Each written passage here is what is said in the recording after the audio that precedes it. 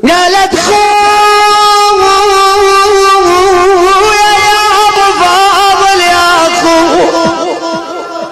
الشمس غابت وشل الغروب، جيتك للنهر والهوى يعذرني بالذوب.